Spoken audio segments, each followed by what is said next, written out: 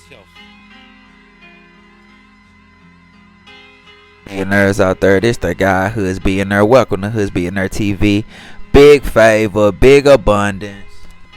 On today's episode, we're gonna be talking about why did the 30-year-old Deobra Redden jump over the judge bench to get to the judge. Let's talk about it. So 30-year-old Deobra Redden, who was in court and about to be sentenced on a attempted battery charge.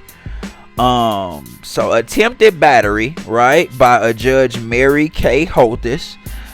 She was about to give him 19 months to 4 years, anywhere in between that, right? So she getting ready to sentence him. He's already been found guilty, and something in him just snaps. And y'all seen Buddy straight clear that bench. I mean, this dude straight. That was like, I've never seen that. Like, that's a high jump to jump up and clear that bench chair like that. That boy got some leaps. We just gonna be 100 about that. Like, he just went flat out, cleared that. Got behind there. Now, according to Judge Mary, he slammed her head against the wall, punched on her, kicked on her. She did have to get 25 stitches. So I mean, there's probably some realism to that there. And also, you know, was punching the bailiff also as well when they came to get him. Now, it's one of those crazy situations where I mean, I've seen people attack the judge, but they never really ever allowed to get close, or they don't get close enough, right? They might make those judges chairs, them judge stations, a little bit higher. But to see this man actually clear the whole thing and then actually be able to put hands on a judge, right? And they say that it lasted for several minutes. So he was having his way with that judge for a little second, but while they was waiting to get up there and get him up off of her.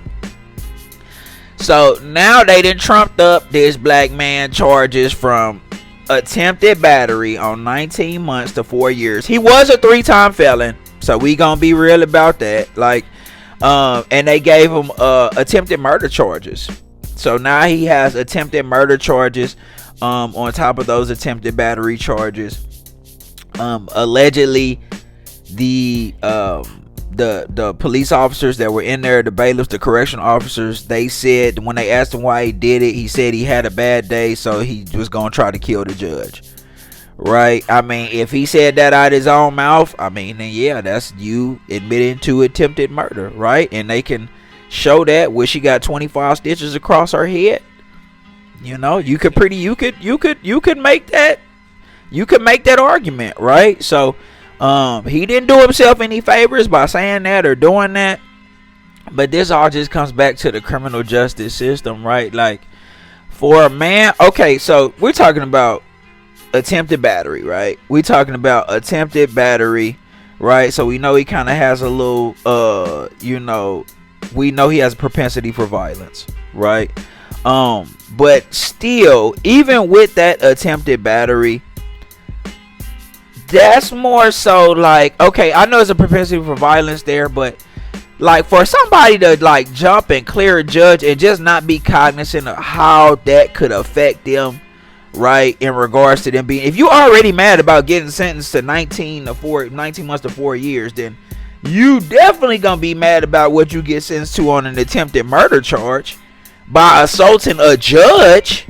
Like, he need the right lawyer to help him plead insanity, because to me, in my honest opinion, and y'all let me know what y'all think, y'all tell me if I'm wrong, like, in my honest opinion, nobody in their right mind who is upset about 19 months to 4 years would attack a judge and try to kill him, when knowing that's gonna get him probably at least a dub, 15 to a dub on top of that. So that's more says mental illness to me. That more says that this brother needs some counseling and some therapy, and you know, we just need to do a better job with that in the criminal justice system, man. Because instead of just locking these guys away and condemning them to slavery, because that's really all that we're doing. You locking them up and we condemning them to slavery, right? To keep feeding this American prison system and strengthening that prison pipeline, right? This man clearly needs some type of mental evaluation and mental help, right? I mean, there's a lot of guys that's like that, like, and I'm all for, like, if you a criminal, bro, you out there doing crime, I am not for crime. Like, if you perfectly sane and you out there killing people and robbing people, and you out there, you selling dope, you whatever you doing, right? You know what come with what you doing, right? So if you're doing it that way, you made a choice.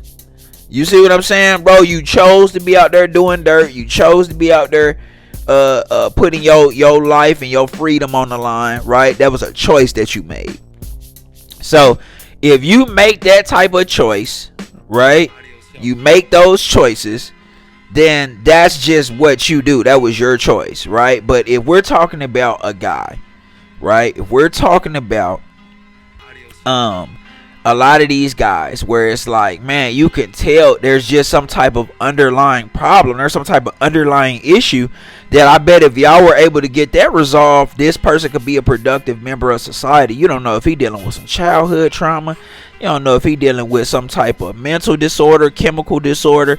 Because in my mind, those two don't equate, man. The man he was upset. He had a bad day. He was just about to get 19 months to 4 years on attempted battery. Right? So if you upset about that, you upset about being found guilty on that, bro, you attack a judge and say you tried to kill her. You don't think that's off? You don't think that's a mental issue? You don't think there's might be something underlying underneath there that needs to be resolved to help this man? That's what I think. And I think we gotta just stop locking up our black men and all of the Latinos and just everybody in regards to, that the United States prison system, there was a design to put black men and Hispanic men and men of color in jail to strengthen that prison pipeline, get that free work about them, and get money out of the U.S. prison system.